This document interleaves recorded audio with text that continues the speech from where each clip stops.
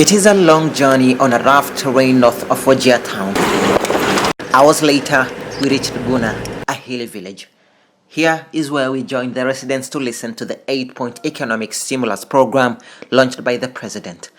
In this, government offices a kilometer out of the town amid COVID-19, only chiefs attended the ceremony. Here is where Patrick Mahero, the area deputy county commissioner, took charge to read the president's speech. Shortly after the end of the speech, Zainab Mohammed, Buna Sub-County Director of Education, paints a picture of how difficult quenching the thirst for education is in this part of the country. The current curriculum that we are going through, the CBC, some of the lessons has to be brought together through the digital learning. The learner has to be introduced to the digital learning. The gadgets are available, but the use of the gadgets is failing us, and the failure is brought about by the lack of power. We headed to the town to have a glimpse of how deep these challenges are. Despite being the same age with Thika town in Kiambu County, it looks like a deserted ancient village.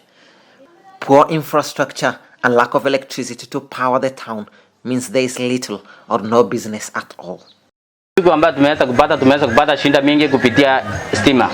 Hapa tunaweza kutumia generator ambayo inatumia mafuta ya shilingi 400 kila siku. Na kurudisha hiyo ni changamoto. Edward Mwendwa runs a kinyozi here, but his business is collapsing.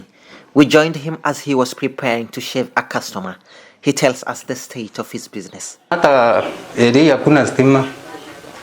Na ukiwa hakuna stima, battery yangu yenye ninatumia hapa kama solar mara nyingi huwa inaharibika. Na ikiharibika, mimi sikuangi na kazi ya kufanya. Nafunga kazi yangu na nyumba inahitaji nini? Pesa.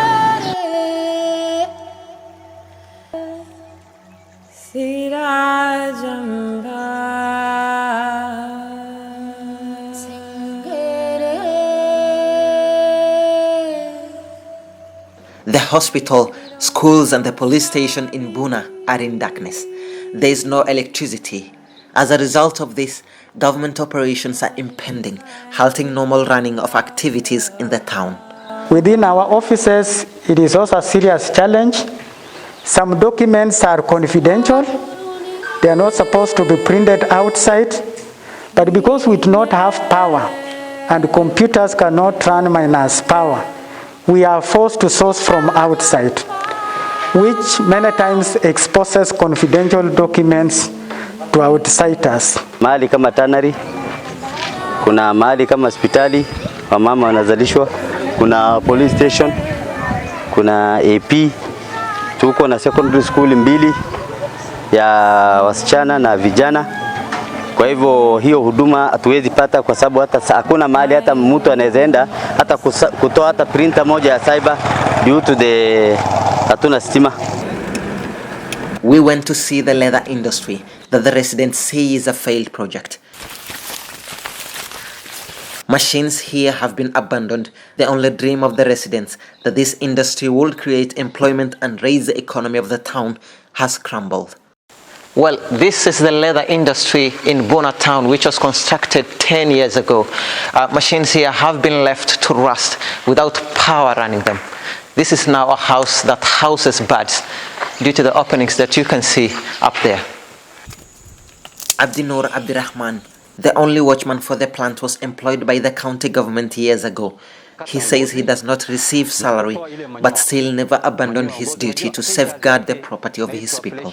Sasa nalisha watoto ni hata bibi ambaye na wajuzi just 5 months ago. Hata aliniwacha just because of lack of money. Because I'm working for government, there's no payment.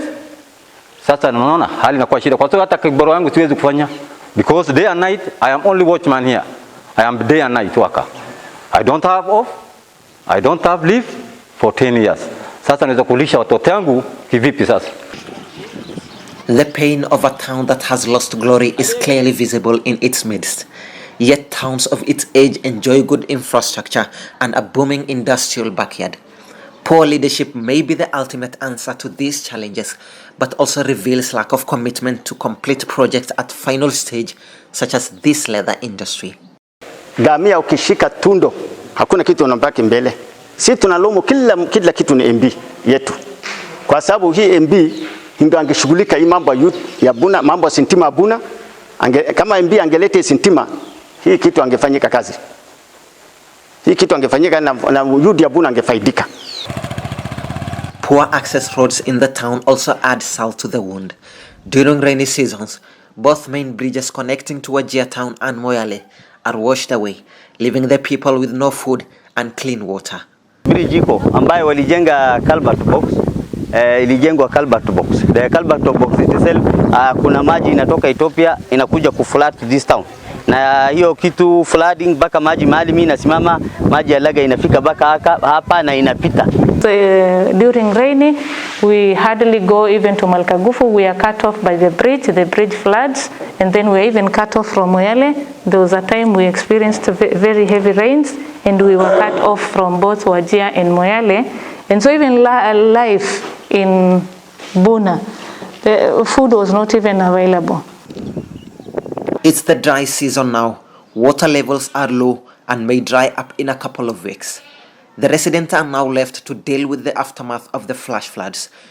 But these flash floods might be impending and return any moment, and its reoccurrence could be lethal. Isadin Haji, NEP TV.